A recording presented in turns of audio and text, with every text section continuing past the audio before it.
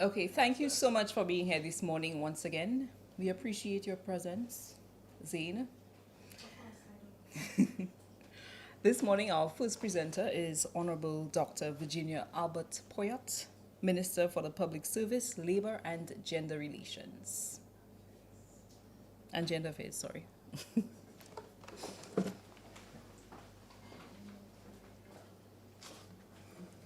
Good day.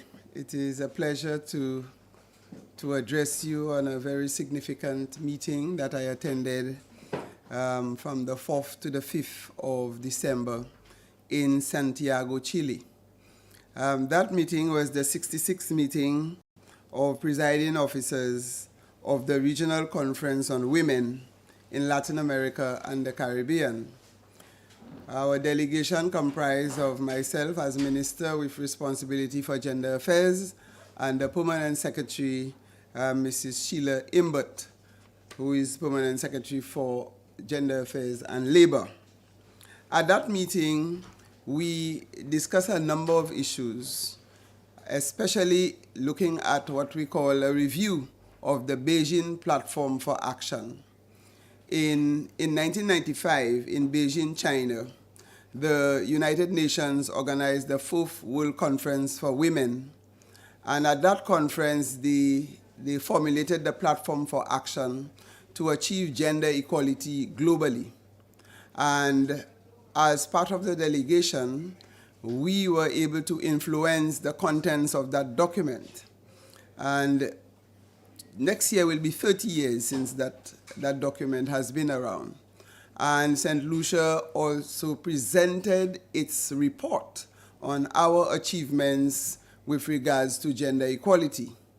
And when we speak of gender equality, we speak of in the work environment, in the society, legislations, and everything else, so that men and women are treated equally. Equal pay, equal work for men and women, and therefore we were pleased that we are planning for the big conference. They were planning for the big conference, which will be held in Mexico next year, where they will celebrate the 30th anniversary.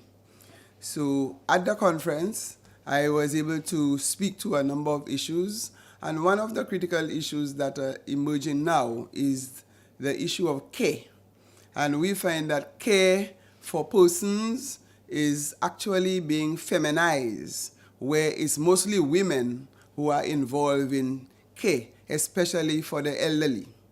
And if you look at our caregivers program in St. Lucia, about 90% of the caregivers are women.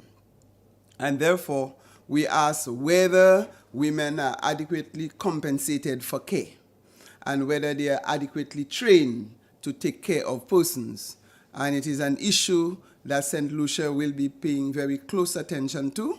And our census in St. Lucia is leading in terms of an aging population. We notice that the persons who live, people live longer, and therefore we need to ensure that we have care. We have health and care for elderly persons. And it is an area that the government will have to pay very close attention to, because many people are left in isolation, especially men. They abandon the children, don't come back to look after them in their older years. And therefore, they are relying on caregivers to support them. They don't have social security. They don't have any form of revenue. And therefore, we have to continue to focus on that. It was a very fruitful meeting, very successful, and we look forward to implementing some of the decisions taken at that conference. Any questions? Okay, thank you. You mentioned, let's make one understand. You mentioned that 90% of the caregivers are female. Mm-hmm. But is there any avenue for males to join into that sector? And also, we talk about training for these persons. Would they be attached to the Department of Social Affairs, Social Welfare, and you mentioned health, so how would you intertwine social welfare and wealth and care for the community? Okay, well, currently the caregivers program is with the Ministry of Equity, and they have over 600 caregivers in St. Lucia. Recently, they had graduation ceremony for 198 caregivers at the Cultural Center, and I did not notice any man in that group. And one of the issues the caregivers speak to is some of the people that they have to handle are very heavy, and therefore women are not able to handle them, and therefore we would need men in the program to assist them to care for these people. And it may be an issue that the Ministry of Equity will have to pay close attention to. But what we also have is we have elderly care attached to the Ministry of Health. So there must be close collaboration between the Ministry of Equity and the Ministry of Health so that we develop a comprehensive program on care, especially for the elderly. And the training sessions, who would supervise, who would undertake this training session? Well, right now they are already undergoing training. There were, as I said, the graduation ceremony we had, that was as a result of the training. So many people have entered the program without prior training. So we are saying that this has to be mandatory, where before you become a caregiver, you must undertake some form of training on how to conduct this activity. So I think right now what we have done, we are actually playing catch up, where we are actually training people who are already on the job. But if we develop a program on how to care for elderly, government will ensure that people go through the training before they become a caregiver. Okay, Madam Minister, you will have a meeting with the representatives of the First National employees and management as well.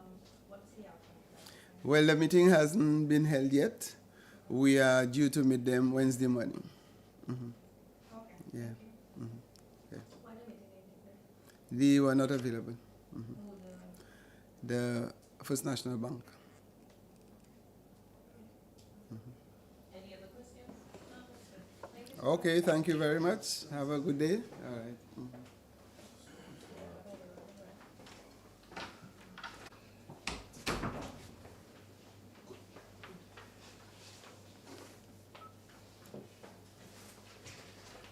Okay, our second presenter is Senior Minister, Honorable Stevenson King, Minister for Infrastructure, Ports, Transport, Physical Development, and Urban Renewal. Thank you very much, and let me take this opportunity this morning to wish you a very Merry Christmas, which I'm sure you will have, and obviously a bright and prosperous 2025, which is ahead of us. This morning, I'm prepared to accept questions from you on infrastructure, and particularly road infrastructure. What I can say to you is that in the year of infrastructure, the Department of Infrastructure, Ports and Transport has undertaken a number of road rehabilitation works and also road maintenance activities. In this regard, the department has been responding to the needs of St. Lucians. We recognize that the road infrastructure in St. Lucia has deteriorated over a period of time, and in many instances, that period of deterioration has been well over 5 years, 10 years thereabout. What we've also realized is that our infrastructure, apart from decaying, we are in deficit in terms of maintaining our infrastructure. Whether it's water, roads, and you name it, all of those areas, we are in deficit. And so the year of infrastructure falls in line with our strategic plan, which is entitled Infrastructure 2030. What it does, it challenges the government and the department particularly to, one, bring the existing infrastructure up to date and to forecast the needs of the country by the year 2030, which I believe is the year that we should look for a great takeoff into a much brighter future. So we have undertaken a number of programs, or we are undertaking a number of programs. We've got the program of rehabilitation under what we call RIMP 5. And RIMP 5 is really a road improvement and maintenance program. Okay, road improvement and maintenance program. That coupled with the program for the year of infrastructure, where we are looking at major communities to give attention to the main road infrastructure and community roads also. And of course, we have the normal ministries program, which is called the maintenance program, okay? The road maintenance program. So if I should give you quickly, and then I will allow you to ask questions. As we speak, under the RIMP program, we are currently in the Vieux Fort North constituency, where we are undertaking the rehabilitation, reconstruction of the Zabon-Bellevue Road, estimated at some $10.4 million. That road is under construction as we speak, and we are making some very positive progress on that road. In Canaries, we are currently undertaking the rehabilitation of the Riverside Road, and it includes a bridge and, of course, retaining structures along the river to protect the road. And we're looking at the potential of taking that road further upstream to provide an opening for a waterfall. Soufrière-Font-Saint-Jacques, not yet under construction, but we have just completed the scope of that work, and we're looking at the Font-Saint-Jacques Road, which will take you into Mini, and the figure on that is $15 million.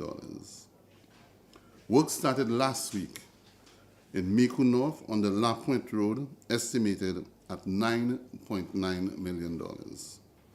We had a meeting with the community so as to engage them and to facilitate them with the necessary information for that project in this particular community. In Gros-Islet, we are currently in the constituency of Gros-Islet, in the community of Assou-Canal, where we are involved in the rehabilitation of a major road in that community, valued at $7.2 million in Assou-Canal. Later on, we will be connecting, or I should say, rehabilitating the connection between Assou-Canal and the Vésiquy-Norbert-Corinth Road, so as to create a sort of thoroughfare that is comfortable, that is safe, and improved carriageway. Then we look here at Beauséjour-Caille-Mauger, which was started before cricket, the T20 World Cup competition. Beauséjour-Caille-Mauger, that entire loop from Beauséjour all the way to the stadium and back to Caille-Mauger to meet with the Grand Riviere Road. That road, we have finished the first phase. And the first phase is what you call the regulation phase. That is the phase that allows you to have a much better rideability on the surface, but at the same time, it gives you an opportunity to be able to test the road and to see where the weak spots are and to respond effectively to ensure that by the time the final layer of asphalt is placed, what we call the wearing course, that the road will give us the life that we expect. And that road the first phase has been completed, and we're soon to commence the second phase, and that we will do in January. In Dennery North, we have completed the Larissus-Lacaille Road, which is a road that we have totally rehabilitated, is a segment of the road rather, which we have totally rehabilitated, and we've got it on the maintenance. So if you look at that road, and it's a pilot project we're looking at, to build roads and to put in place a maintenance regime that will extend the life of the road. So that road is under a maintenance regime with the contractor. So you notice that the environment looks a lot more attractive. The verges are cleared, the drains are kept flowing, and it's well manicured, and that is the sort of thing we're hoping that we can introduce to keep our roads looking good. Then we will start not too long from now, the Larissus Junction. It's the Larissus Road from its junction with the highway to the junction known as La Perle, and that road is valued at $3.8 million, which should start on this road very soon. In Vieux-Fort, we have completed a small community road called Canals, and also Cedar Heights, where we have spent $2.5 million at Cedar Heights, and Canals, just over $750,000. We will be returning to Cedar Heights to do some more work in that community to provide some more what I call tertiary connecting roads.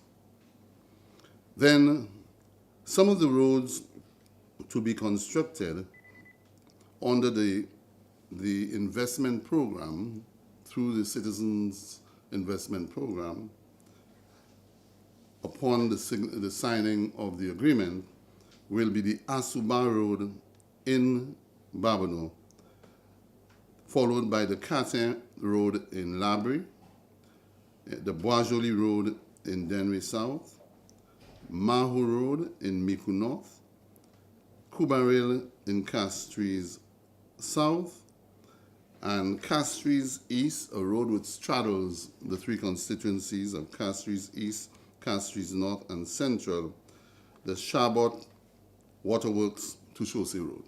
So from the Chabot Junction all the way down that road will be reconstructed, and we are hoping that we can start that as soon as possible, notwithstanding the fact that we have seen some signs of the aging and failing infrastructure of Wasco, who have been on that road almost every week repairing some of the damaged pipelines. So this is really a list of some of the roads that we have attempted, or we have completed, and we are about to start. Some we have completed, some are ongoing, and some we are about to start. Chaussee Road is under rehabilitation. It is being constructed as we speak. But the department took a very, what I call, strategic decision, where we insisted that before we tackle Chaussee Road, we should change the water infrastructure. So the government has spent some $2.6 million on changing the water lines along Chaussee Road. And that might be one of the activities that we will have to continue throughout the city of Castries. Because what you have beneath the ground as water lines are actually asbestos pipelines. And we need to move away from asbestos. They have been sitting there for more than 60 years, and so we need to put it. So now we've gone in and put in proper lines, PVC pressured pipelines that can take the pressure. This has caused a little discomfort on the part of the general public, even though we attempted working both day and night to speed up the process. But the problem we have encountered is as you put in those more, if I should say, rigid lines that should last a longer time and save us any damage after we've built, completed the road.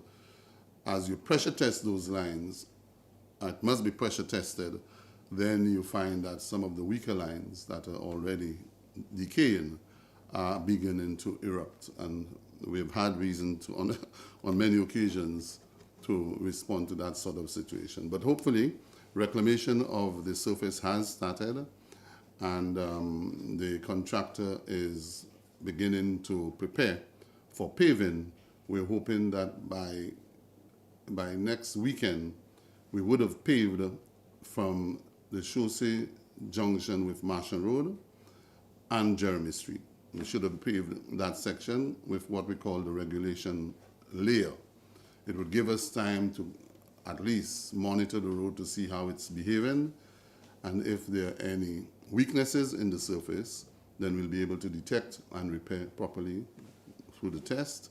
And if there are any leaks in the line, we'll also be able to pick that up and to be able to do what is necessary. So Chaussee Road. We're hoping that when we have finished Chaussee Road, we'll then launch a road rehabilitation for the city of Castries, where we'll tackle road by road, street by street, and some of the most critical streets and road in the city of Castries would be Jeremy Street, Bridge Street, Manuel Street, and Brazil Street. Those are the critical ones. Those are the ones heavily trafficked, and those are the ones that need to have the kind of pavement that can resist the volume of traffic that it accommodates. The East Coast Road, the West Coast Road is one which has caused much pain, and I should say Millennium and West Coast Road. It has caused much pain to a number of us, particularly me. And I say this because of the structure of that project. It's a project that the British government has gifted to the people of St. Lucia. And the St. Lucia government comes in and gives the necessary support in terms of technical support and personnel for management of the road, and when necessary, anything outside of the ambits of the grant agreement, then the government of St. Lucia is called upon to deal with that, with those situations. So in Rosal, for example, where you have a number of vendors along that road, the British government will not take up the cost of relocation. And so the government of St. Lucia has to find the land, make the land available, and to relocate those people. And what we're going to be doing there is really putting in a sort of how you call it, a plaza sort of for those vendors. But we have seen some progress and hopefully some, I should say, some sight of the completion of the Millennium Highway. We have been able to connect the highway with the Japanese funded bridge. The roundabout almost in full operation. The other aspects of the road, as we move from the roundabout to the Fuasho Road junction, you notice quite a bit of work is ongoing, providing some discomfort, but hopefully within the coming weeks we will see even greater rideability on that road. And the reason why all of this is happening is because of the attempt to ensure that the road is built up to standard, to a quality second to none. Along the West Coast, the company Namalco is on that road, and I must say I'm disappointed in the company. I'm very disappointed in Namalco. I have seen and I have complained about lack of signage in some instances. In some cases, activities that I believe are disrespectful and insensitive to the population, the government, and people of St. Lucia. So I'm hoping that those who are in charge of ensuring that the people receive a good quality road, and I speak of the consultants, the project management team, and engineers, I would hope that they would pay greater attention to what is going on there, particularly now when we see an extensive length of road has been scarified and reclaimed with the hope of repaving. I do not believe the people should go through this activity. And while the Ministry of Infrastructure has taken the responsibility of apologizing on behalf of the contractor, I think when contractors engage themselves in working for a country, they must respect the country, respect the government and people of the country. And I have no apologies making as far as that statement is concerned. So that's a picture of where we are in terms of our ongoing works within the Department of Infrastructure.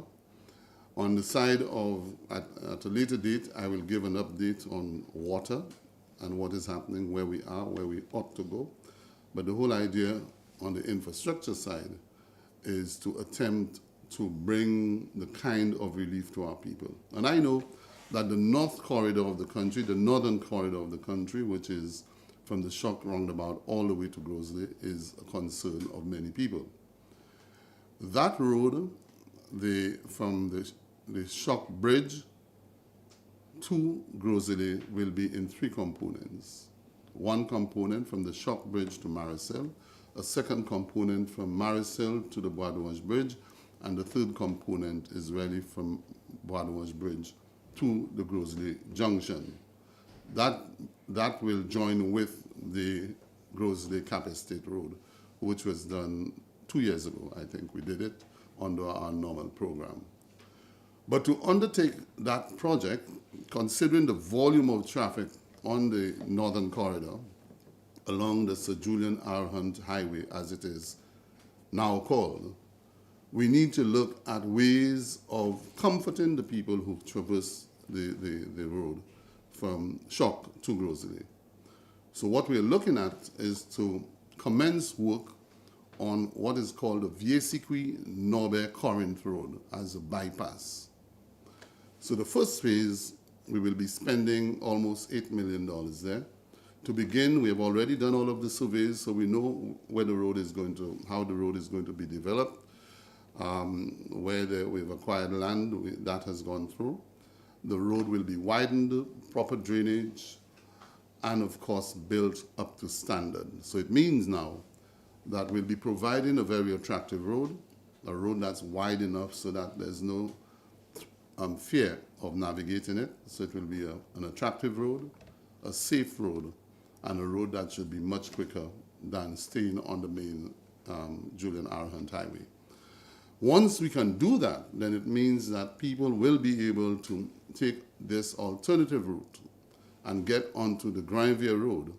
And once you get onto the Granville Road, you can get into Union, you can go back onto the Julian R. Hunt Highway, and you can also take it down to the Union roundabout, the Shock roundabout. There's another piece of road that we will also be developing to help in alleviating the traffic on the Julian R. Hunt Highway, and that is the road which traverses off the Bois d'Orange Bridge towards behind Sunbelt all the way towards Corinth.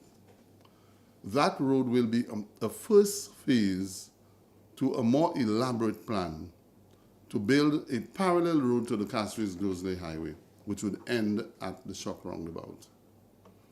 That is the first phase. So it will take you from the Bois d'Orange Bridge and hopefully and all the way bypassing the Flow compound onto the Granville Bridge, Granville Road. The futuristic plan is to take that road uphill and back down into the Shock Valley onto the Shock roundabout. So these are some of the initiatives of the government, and I hope that at least this gives you sufficient information that you will understand what we are doing and that no one should say that they don't know what is happening. In fact, I understood that a radio personality indicated that he didn't know what was happening on Chaussee Road. And I must say, it's difficult to understand that a radio personality who obviously makes comments on every issue, whether he gets mad or not, will find that he doesn't know anything as to what is happening on Chaussee Road, even though the signs were placed there at least a month before work started. So, in a nutshell, that's my message to you, and if you have any questions, I'll accept it. Yes, moving on to the portfolio ports. Beg your pardon? Other portfolio ports. The other portfolio? Ports, I want to talk about the airport redevelopment. Okay. Well, I indicated earlier on that I'll do roads today. I will return and do ports, I'll do water, I'll do public utilities, energy, etc. When will we get So you on the ports? I can give you that first thing in the year. First thing in- And if you want it next week, I probably can't give it to you next week. Okay? A comprehensive report on ports.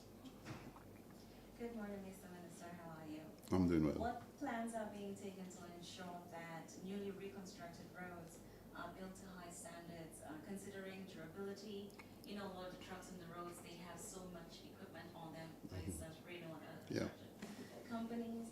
traffic load and as well climate resilience? Okay, very good question. There are a number of initiatives that we are looking at and some that we've already commenced. For example, the Materials Laboratory Unit, which is the unit which would test construction material, particularly for government, road construction material for government, design mixes to make sure that the designs that are done by engineers or that are proposed by engineers are suitable for the roads. The Materials Laboratory Unit is being upgraded to be able to deal with what I call the challenges ahead of us in terms of the weight, the falling weight of vehicles, etc., etc. So that will be done. And as we speak now, work is going on at the laboratory in terms of facilitating new equipment that the government will be procuring for the unit, so as to have a materials laboratory unit that's second to none in the world. Next year, I've already spoken to the government of Taiwan, and I am due to have a visit to Taiwan, and part of that visit is a focus on their practices and to see what sort of collaboration we can have with them in terms of our laboratory. Now, that is very important in that while we speak of improving the quality of roads, the standard and the life of the road, a lot of that depends on the quality of material you use, just like your home. It's the quality of material and workmanship. The other area that we are looking at is the strategic plan which we have launched, Infrastructure 2030. So Infrastructure 2030 is not just to say we have launched a program and it has no meat into it. What it will do a number of things. One, the Works and Roads Act, which was launched in 1959, which was passed in 1959, will be revamped, will be re-looked at, reviewed, and a new piece of legislation will be presented to Parliament for consideration and approval. It means, therefore, that a number of the standards in there, a lot of it has changed, those standards will come into force, and then we will put very strict protocols in place to ensure that road contractors, even ministry officials who are designing, will conform to those designs, even if they use what we call the standards of the FIDIC, which is the International Corporation of Engineers. So a lot of those things, those standards will be instituted to ensure that our engineers design properly, to ensure that designing in both structure and mixes are done well, and then to supervise appropriately. So these, for sure, we are looking at, and I must say that it is one that we must pay attention to. In some instances, the government, as we speak now, doesn't operate its own bitumen plant, okay? So when we look for asphalt, we go to the private sector to get the asphalt. They're the ones who mix the asphalt for us. The standard has to be that any quantity of asphalt you purchase from a private sector entity, it must be tested, and only if it succeeds the test, it must be applied. In some instances, some of that material fails, yet still there's no penalty.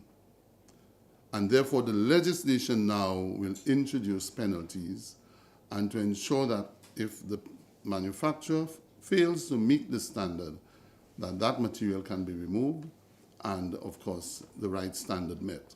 We have had situations in recent times where we have seen the use of asphalt in repairing some of our roads, and soon after it is repaired, you see it flaking off, deteriorating, the pothole returns.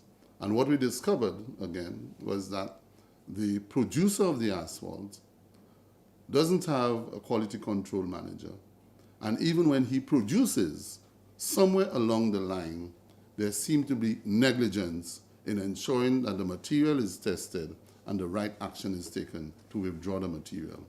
What we found when objection was raised on this matter was that the plant was malfunctioning, that a particular part within the plant to be able, that regulates the mix design in terms of the quantity of bitumen as against stone and sand, etc., wasn't regulating as it should, and so the quality that you got was bad. So there are a number of actions we've got to take. We also have got to ensure that the quality of workers that we put out there to undertake our roadworks from within the department and without the department are up to a standard, to make sure that those persons are trained properly, to conduct the necessary training workshops, etc., and to ensure that we get the quality of work that the people deserve. Just one more question. How is the ministry addressing the need for clear, visible, and standardized road signage on our roads? Because a lot of the times, especially the West Coast, there's not proper signage there. Yeah. And other areas. In the recent past, we have intensified the road safety program. I'm sure you would recognize. We have seen more signs going up in recent times, more signs. We have seen an intensification of what we call crash barriers, okay, along the roads. And not only the implementation of those crash barriers, they are now all put in with reflectors so you can see them. This year's the budget this year, we increased the allocation to give us the latitude of replacing old signs. A lot of old signs, outdated signs all over the place. We are replacing that. All of our signs are done in accordance with international standards. They are standardized. But what we have to do is to be able to replace. One of the problems we encounter, however, in many instances, a vehicle knocks down a sign, the insurance company doesn't pay, the owner doesn't pay, the police cannot give us the information, so as for us to go and get them to replace it.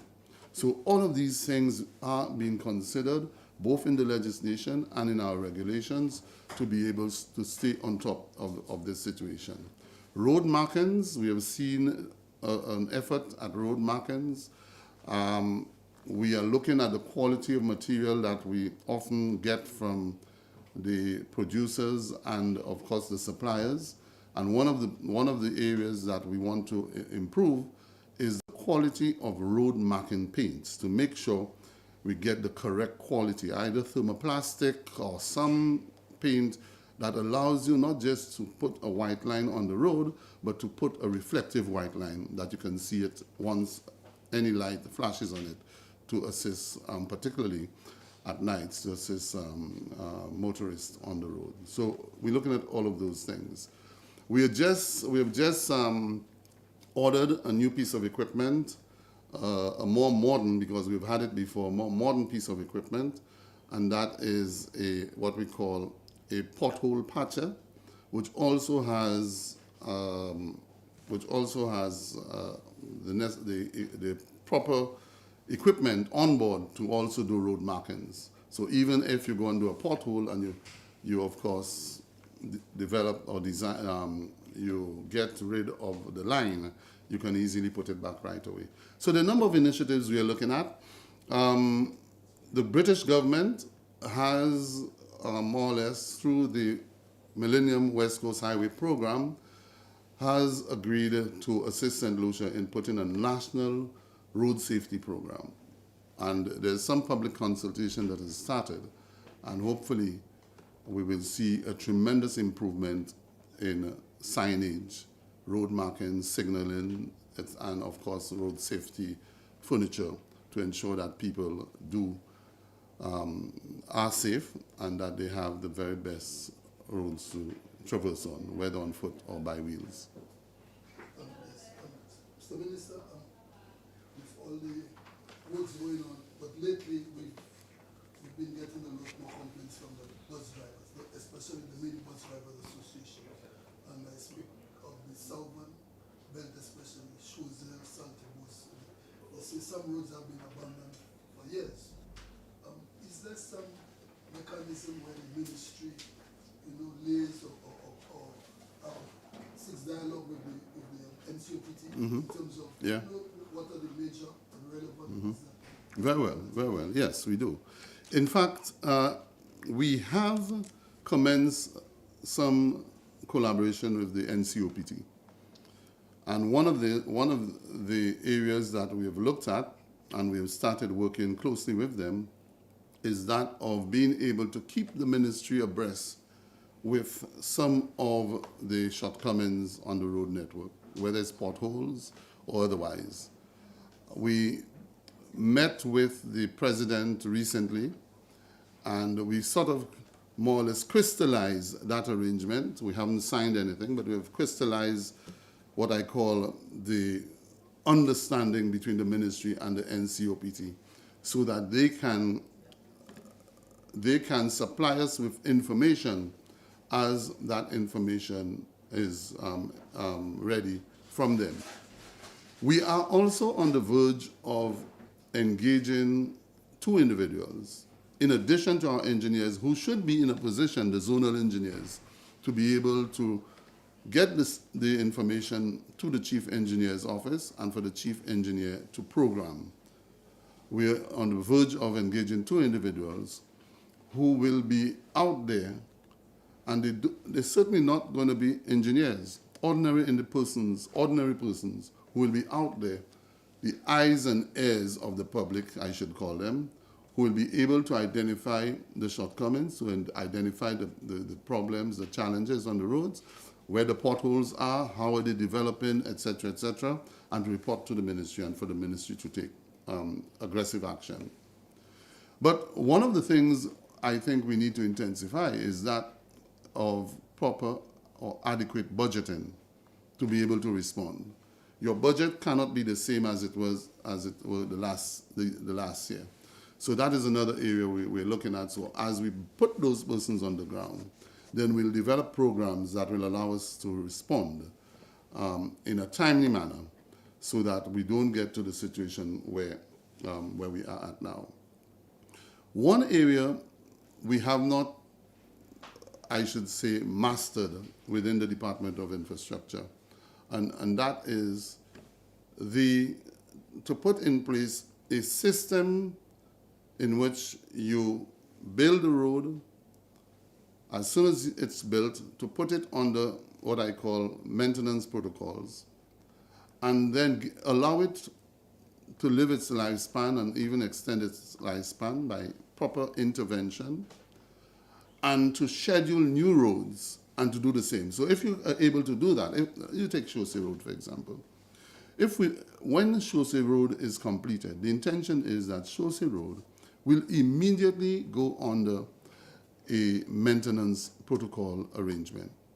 It is for ongoing inspection. Ongoing inspection. Do not wait when it starts deteriorating, when it starts graveling and all the rest of it. Ongoing inspection. And inspection to be able to observe the behavior of the road, because every road has behavior. If you walk on the roads, you'll see a behavior of the road is that it's graveling. The mixes on, you see the gravel coming off. Another one, you'd see what is called alligator cracks, cracking of the road. It means something is happening underneath the road. And if you're able to intervene in a timely manner, you can avoid many things. We've had landslides in this country. In fact, the Bad Little, one example. When the last slide on the Bad Little, when the road came down. And there are individuals who said that prior to that slide, long before, there were cracks appearing on the road. Yet still, no intervention. So these are some of the things that we are looking at so as to improve the road network, improve the quality of our roads, to have a proper maintenance regime in place, and to have it in such a way regulated that we can not only just build new roads and wait until it is unusable, but also to maintain those roads and to be able to build new roads and keep the network in a fine and pristine condition. Yeah, that's right. Two more questions, regional. one I know is a long-term for future, but just briefly, the question of bus stops along the city of Carthage, you know, and more and more we see buses, we see people waiting for buses. You know, there's not enough bus stops. It's more sidewalks, and you know, I know there's been talk about a northern and a southern, you know, bus terminal. What kind of progress? What is the public look forward to in terms of, you know? Yeah, better very well. A very good question too, in that there are two things we need to take into consideration. And I have started talking to the NCOPT about it, and that is one, the size of our buses. And I'm one who strongly believes that we need to look at how can government engage the NCOPT to put on the road larger buses to ply the primary road network, and the smaller buses to ply the interior, the secondary and tertiary road network. So you take off all of those buses, whereas if you can put in a 30-seater or 45-seater, it means 3 buses off the road at any given time in the city. The second one is to build major terminals in the country. For example, Castries and Vieux-Fort should be 2 main terminals, and then Soufrière would be another. And then in certain locations to come up with some other smaller terminals for the communities. We are now looking at an old plan which existed before for a bus terminal in the gardens. So half of the gardens we're looking at to take up, which would start from Darling Road, along the parish drain that runs through the gardens, all the way to Chaussee Road, and to probably a multi-story. So it's under design now. We had a preliminary design done, but we've given it for further review and to get a proper design that would allow us to be able to operate the northern corridor, the northern section of the country, all buses in that half of the country, out of the gardens. I cannot give you a timeline as to when that is likely to happen, but we do have a very keen investor who is willing to come to the table with the resources on a bolt arrangement, build, operate, lease and transfer, and to build the facility, and over time the government would pay it back.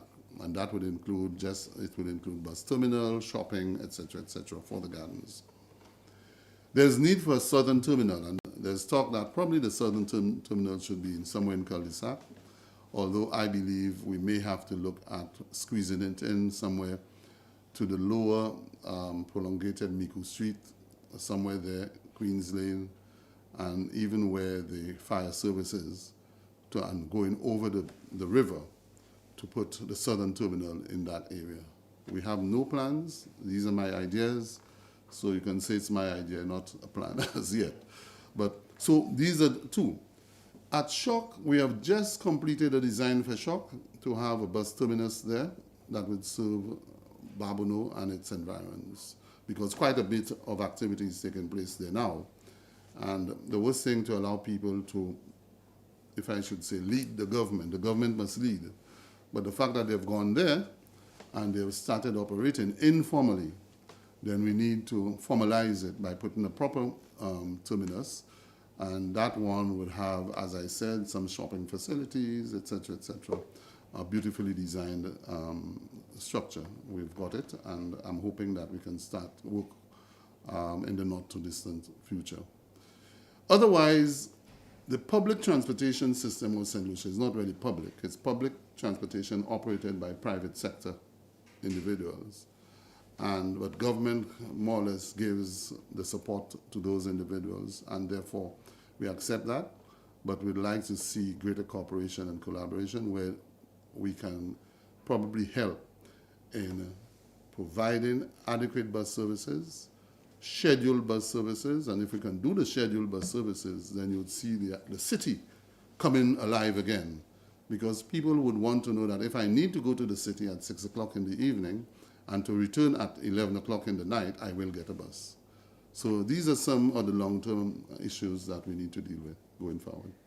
My question is, what's your response to public criticism about your work as an infrastructure minister over the past 8 years? About the past 8 years? Yeah. The criticism? Yeah. Unfortunately, I'm not aware of the criticism. I don't know the content of the criticism. What I do know is that we have been doing an enormous amount of work. Enormous amount of work. And not long ago, I met with some individuals who came for a meteorology meeting. And it's not the first time they came to St. Lucia, and they've said, and I don't think they're flattering me, they said, Minister, I must commend you on the work that is going on in the country. We have seen the improvements to the roads, and you just take it. 8 years in the former administration, 3 to 4 years in this administration. Those who are attacking me now praised me then, now they're attacking me. But let's look at it. Let's look at it. In this administration, I've listed all the roads there. We have done I'm starting from the north. We have done the Pigeon Island Causeway. Pigeon Island Causeway onto the Pigeon Island Grosley Road. We have done that in this term. We have also done the connecting road, okay, from Grosley to Pigeon Point. We have done from Cap Estate to Grosley.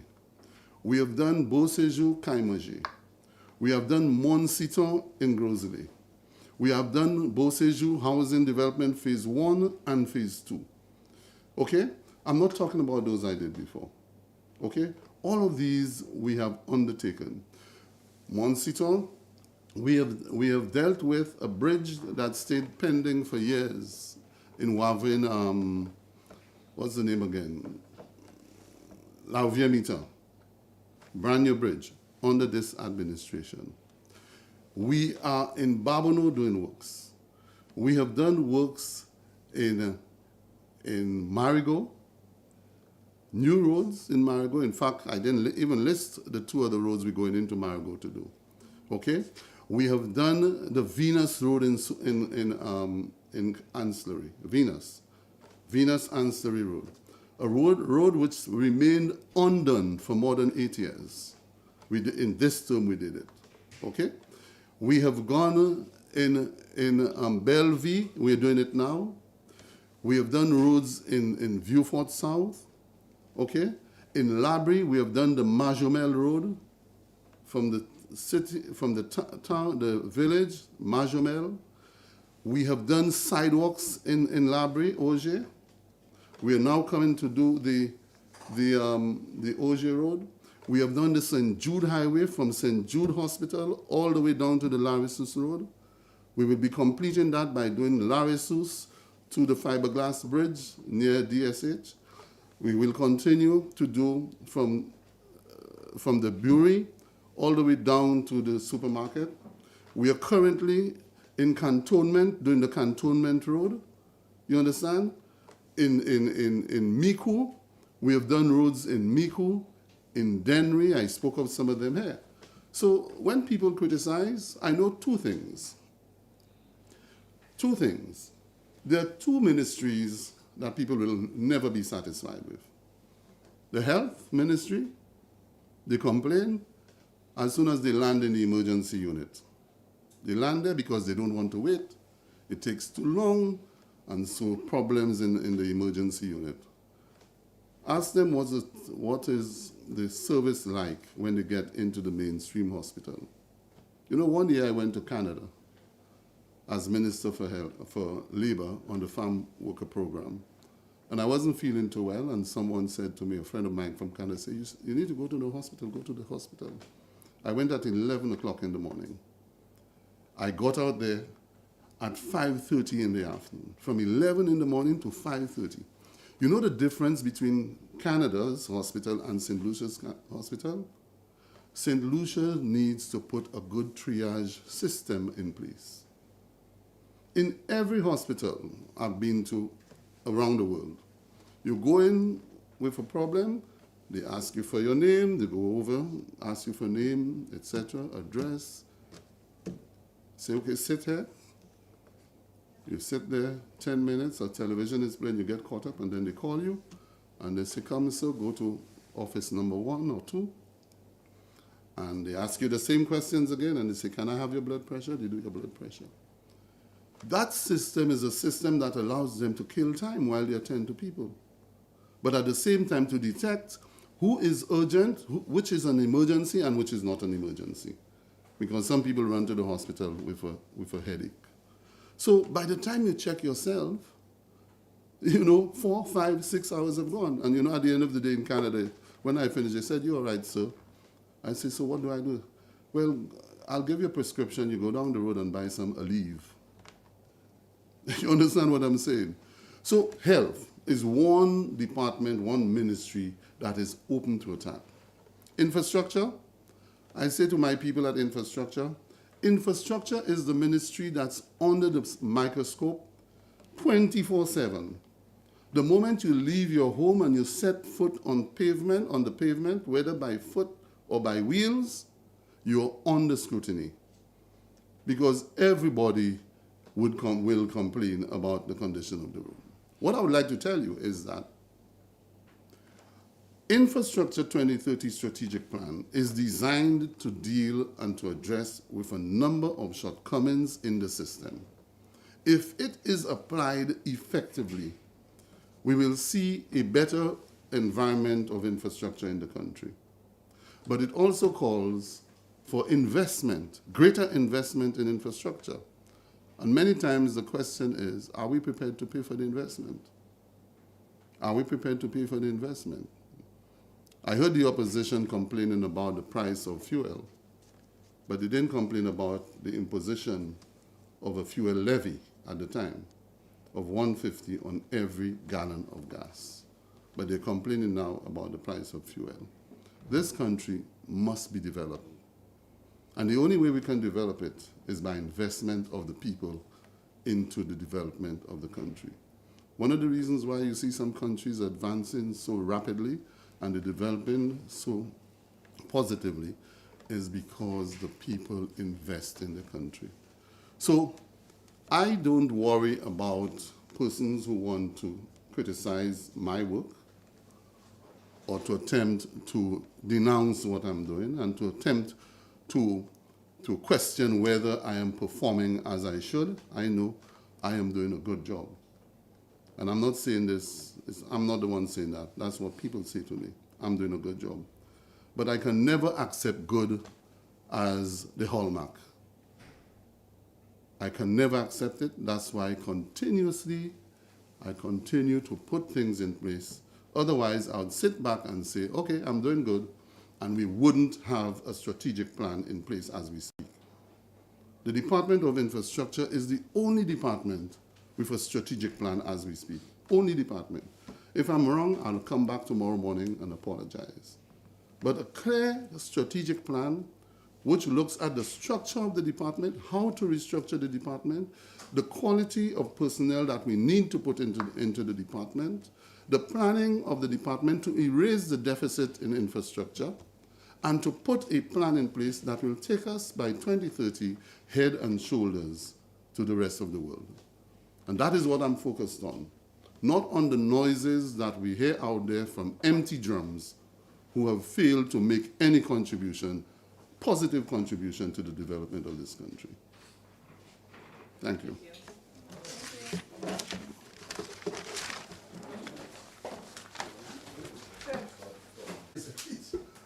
That one doesn't know. He's all of us.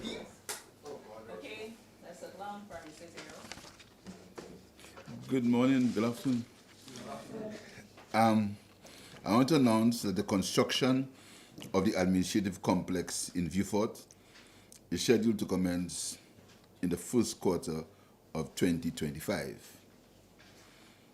This is the second time that the complex will commence construction.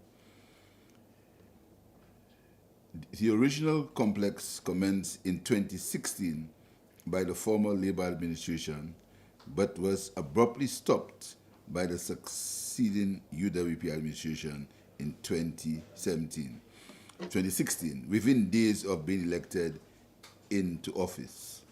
When the United Workers' Party stopped the complex, millions had already been spent by the NIC on the foundation of the complex.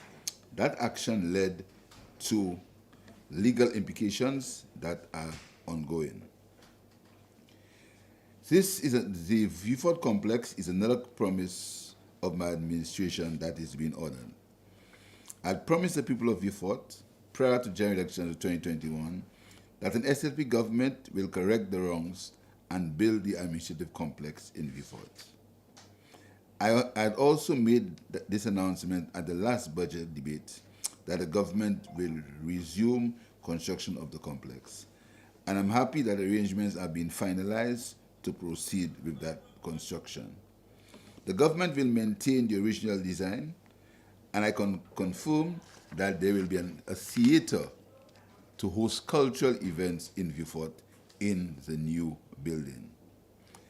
I've had consultations with the parliamentary representative for Viewfort South, who has been constantly agitating for the construction of this complex, and he is exceedingly happy that the government is proceeding with this project.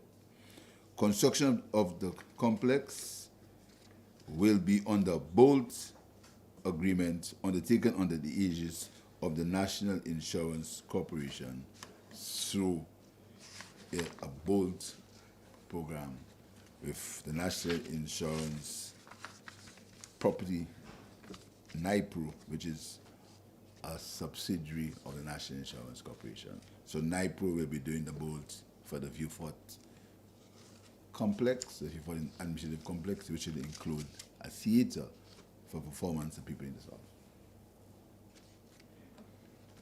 Questions? How much contract?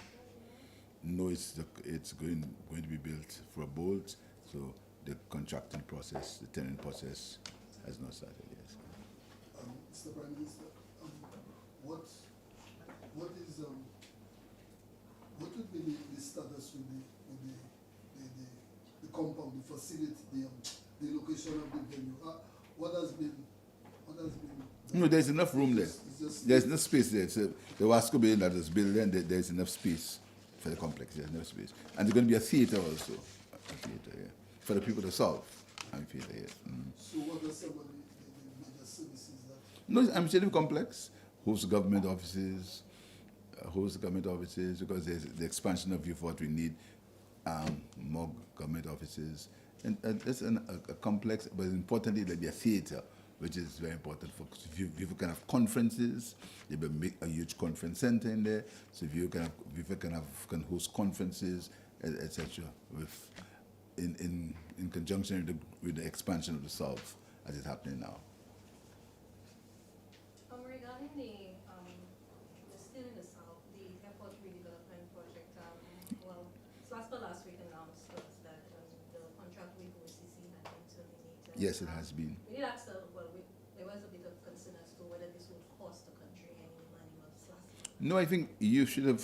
The SLASPA has given all the details. As you know, the government the government has a watching brief because that project has been conceived by SLASPA with the OECC, and there's certain things that you must know about that contract. That contract, the largest contract in the country, was given by direct award by the last government, and it was the only contract that was tied to a contractor and a bank. And many things have been said, many of them untruths, and like, why is it possible to do X and not Y? The contract for the airport was not a tender. It was not a tender. It was given to a contractor. There are the contractor was working with SLASPA. SLASPA and the contractor were in constant contact, not the government as such. The SLASPA, a subsidiary of the government. The government has a watching brief. The government takes responsibility because the government is contingently liable for the debts of SLASPA. But the government was not directly involved. It is not our government. There's communication that showed that the former Prime Minister instructed SLASPA. That has been said by SLASPA. It has been verified. There was an instruction, and there's correspondence to show that the former Prime Minister instructed SLASPA to go this way. So what's happening now is SLASPA and and the firm, the OECC, amicably decided that they would part ways. So that arrangement meant that OECC would have moved on and allowed SLASPA to continue. That took some time, so then SLASPA took the legal way of termination of the arrangement with OECC, so that not because there's any need for bad blood, for conflict, but to allow the project to continue. And that's the question, to allow it to continue to continue. So what will happen is SLASPA will engage other contractors through tender to complete the control tower.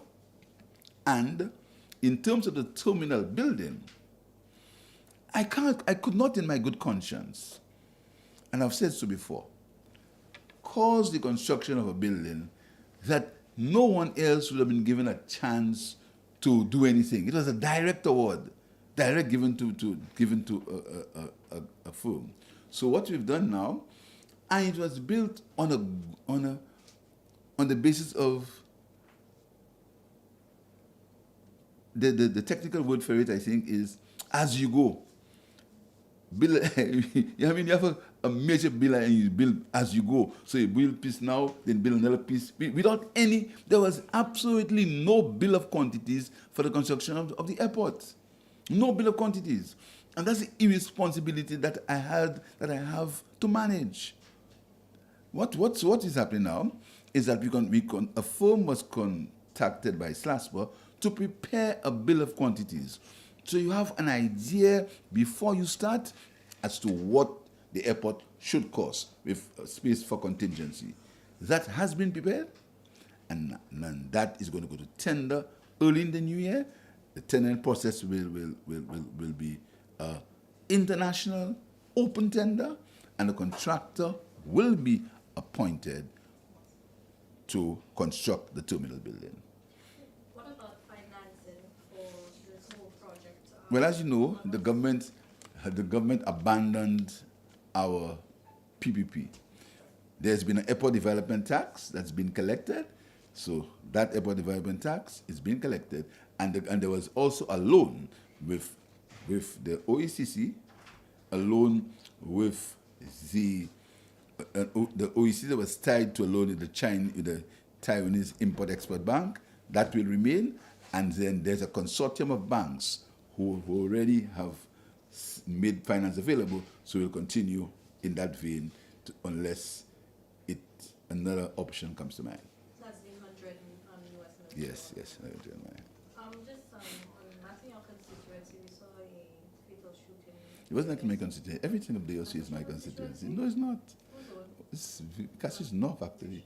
You see where was the shooting? Where was the shooting? Just a little hyperbole. No, it's not my constituency. So That's Cassius North. It doesn't matter. It really doesn't matter, which As a constituency. Minister for National Security, It's- where are we now? What are we doing?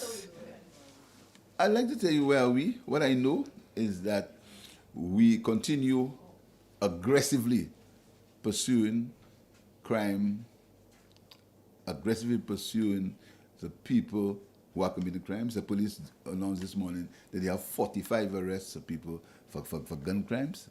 On the 17th of December, 79 new recruits are going to be put on the streets.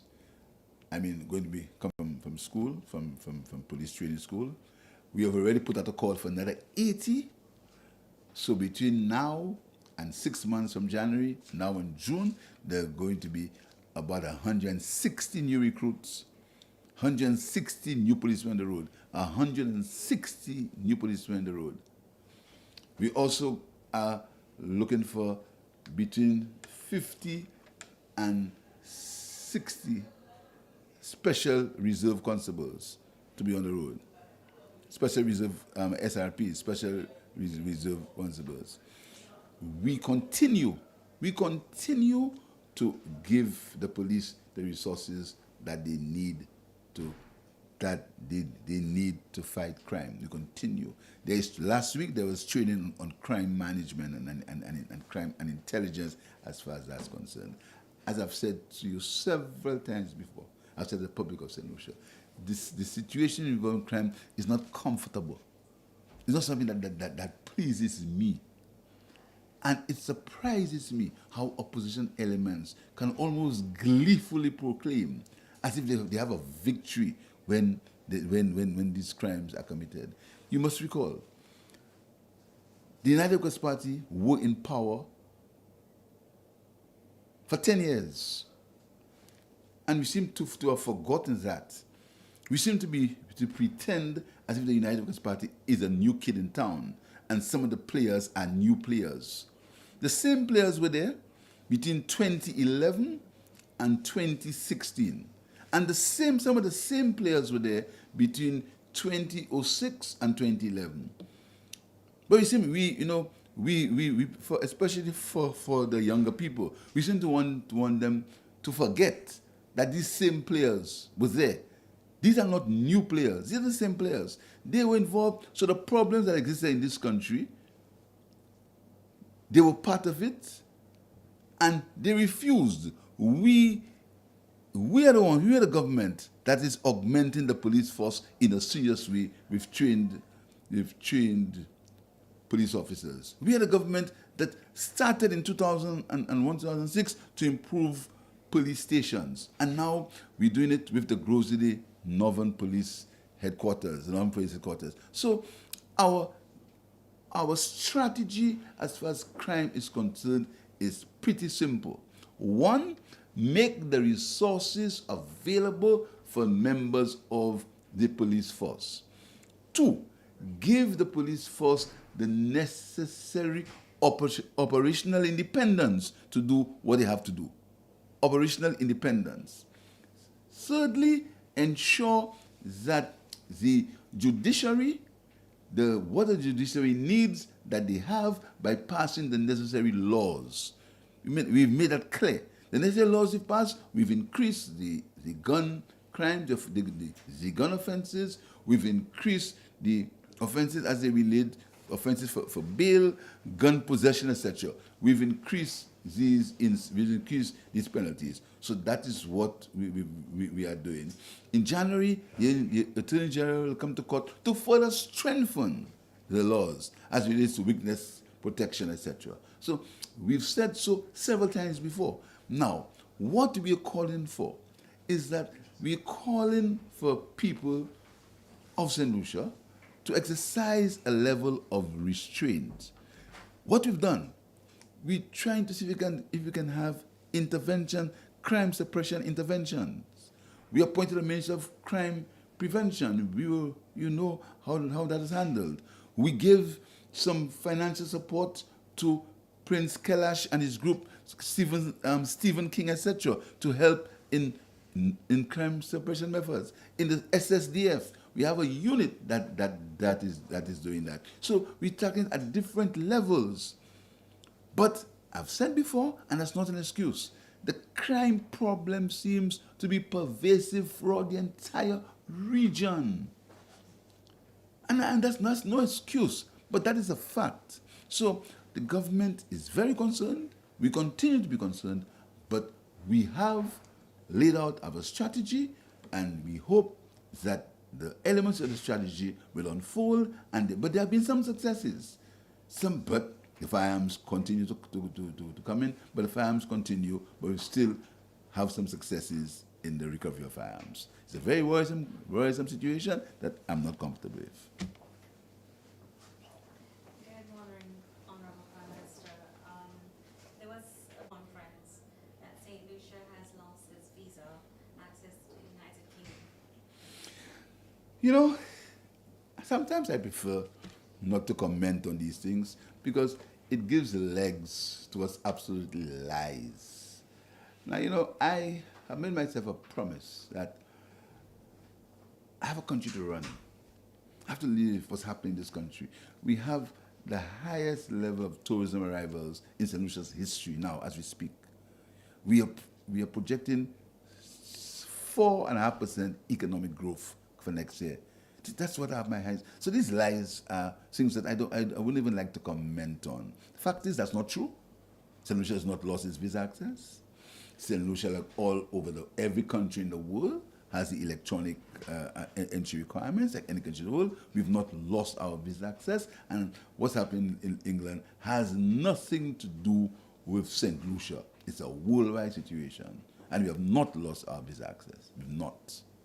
Like anywhere else in the world. We've not. What happens everywhere else in the world has to happen. I just want to make one point before you go.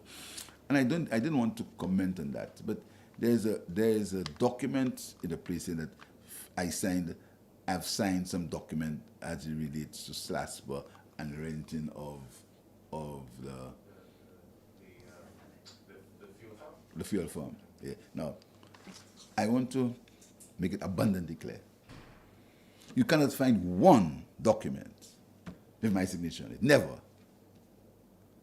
And the document that was being bandied around, I have it. I have it, right? And if you want it, you can take your picture and tell me if you see my signature on it. Bring the camera. Bring the camera. I want you to know, because it's time. It is time that we do not allow people to get away with these things and play as if it never happened. It's time. I'm fed up of these. I don't need to defend myself because it's lies. I've not been responding to these kind of things, but they seem to be going and going and going and going. But the time will come, and I'm going to put you and tell you that from January, the Labour Party is going to begin to defend itself.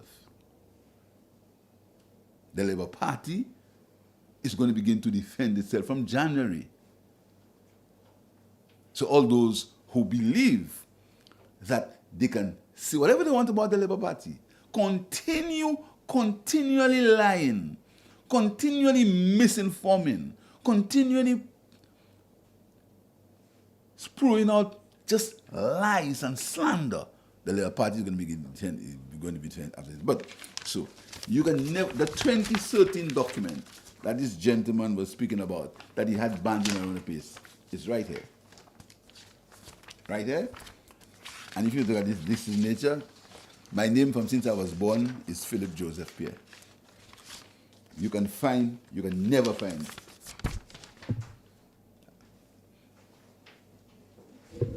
And if you want to talk about another document, another lease, which was the 2017 lease, you have it right here, can never find my name on it. But I don't tell the press to do their work, But sometimes you hear that people call out politicians and say that's not true. But the president just seems reluctant to do it. Why are we reluctant to call people out? When I lie, call me out. I mean, when a gentleman can take a paper and bind it on a place like that and don't show you the facts, and the facts is the person he said signed it is nowhere there. That is something that needs. So we're going to. What I'm going to do, I'm going to make a scanned copy available for you, and we share it for you. I mean, the government, the ministers don't sign contracts. That is not in my government. We don't sign contracts. These are done by permanent secretaries. And SLASPA, how can a minister sign a contract for SLASPA? SLASPA is an independent board. And the minister's job is to give policy and direction to SLASPA. How would the minister sign a contract with SLASPA? Why is the minister involved in that? SLASPA has a board. SLASPA is so different that the board is appointed not by the minister, The board is there by statute. And again, the press must call out these things. I cannot appoint the chairman of SLASPA. No prime minister can. The chairman of SLASPA is appointed through the Constitution, and he is not a person. He is the permanent secretary in the Ministry of Finance. So if tomorrow you become the permanent secretary in the Ministry of Finance, you are the chairman of SLASPA. And the deputy chairman is the permanent secretary in the Ministry of Infrastructure. So if tomorrow you become deputy, you get on SLASPA board, the Prime Minister does not appoint the chief members of the SLASPA board. And the SLASPA board, the members are by statute. Who has to be there? I think the minister, and it's very clear, SLASPA is a hybrid. The Minister of Finance looks at financial matters, and the Minister of Infrastructure, or at that time Communication, looks at operations. So it's a hybrid. So that misinformation is something that we must call out. It's not good for, you cannot have a country where people who want to get into government just doing it by lying. Lying on things that are easily provable. This is uncalled for. There's several things that I said that are not true. Absolutely not true. I also heard that we're making $20 million we're making $20 million on petrol and that kind of, this kind of situation. And then they put the money aside already to repair roads. There's not been 1 cent put aside by the United Workers' Party for the repair of roads from the fuel tax. Let me say it again for you to hear. Not 1 cent had been put aside by the United Workers' Party when they were in government for repair of roads from the 150 increase in the gas tax. Not 1 cent.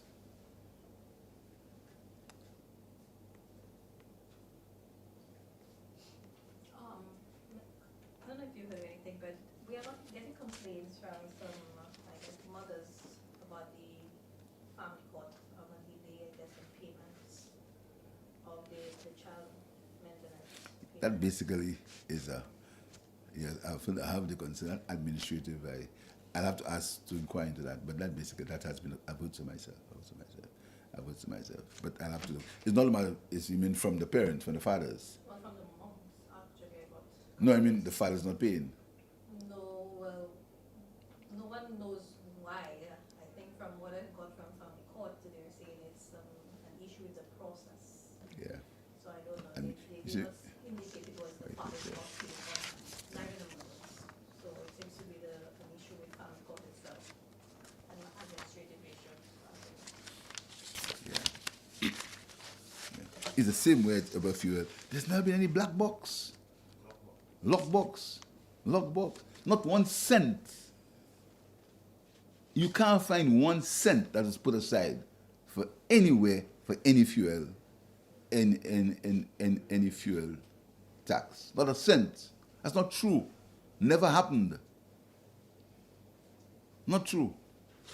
What will happen is that very soon I'll be announcing the formation of a sovereign wealth fund for St. Lucia.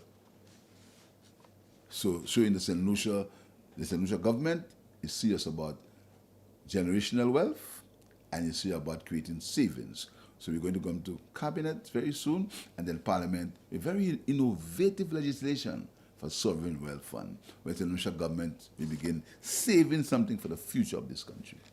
This is going to come to cabinet. Just briefly, Prime Minister, I know it's a very delicate matter as of now. We're talking about the halls of justice. Yeah. There's been dialogue between the Catholic Church. Lots of dialogue. What would be the latest on this? Lots of dialogue within the church, because the Catholic Church has some concerns. We are involved in intensive dialogue, but we have no conflicts. What we have now is dialogue. I can assure you that we have no conflict. We seek no conflict with the Catholic Church. We will not have any conflict with the Catholic Church. We're going to end up with a win-win situation as far as that's concerned. I can assure you. So as of now, the project would say something. As of now, could we say it's an ongoing project? As of now, it's an ongoing project, but discussions are very active. We have active discussions. But I can say to you that as we speak, there is no deadlock, nor there is any conflict, nor there is any problems. There are discussions because there are some concerns by the Catholic Church. is there a possibility that there might be some adaptations to the electrical design? We are going to work with the church. We're going to be that has been my style. It's been my style. Discussion, compromise, consensus. This is how I operate. This is how I operate. This is how I operate as a prime minister. I don't profess to know everything, nor do I pretend that I'm an expert on everything. I'm not. I know people get me annoyed when I say that, but the fact is, I believe I take the decisions after consensus, after discussion, after looking at all the pros and the cons, and discussing with my colleagues, and discussing with the stakeholders. I come to a decision. That is how I operate. That's how I operate. Because, in effect, I'm a servant leader. My job is to see about the benefits of the majority of the people. That's how I operate. When will we see the completion of Romantic? When will we see the completion of Custody Suites? Custody Suites, in fact, yesterday I called the contractor about that. Custody Suites is a series of unfortunate events after you. So toilets came, they got broken, Balancana toilets are here, and the doors are here. So I'm not giving a date, but very, very soon. But it's really a series of unfortunate events, Something always coming. That Custody Suites are real. I mean, you can see it for yourself. The toilets came, they came back broken. The same one, they sent back the same one's broken. Is that real? That is, something that's unfortunate, as if, what do you say in Patois? In maudition. Seriously, I mean, it's really, really unfortunate. That's a real sad one. Start, broken toilets, it's very something else. Okay, so cabinet is not going to be on. So next month is the last cabinet. So I'll see you to wish you a Merry Christmas. We will probably have some refreshments for you, something better, yeah. So we can share some. He has a recipe, we don't need it. Huh? He has a drinking concussion, we don't want it. You don't, yeah, okay. Keep him out of the drinking. But okay, thank you very much. Which come back, right?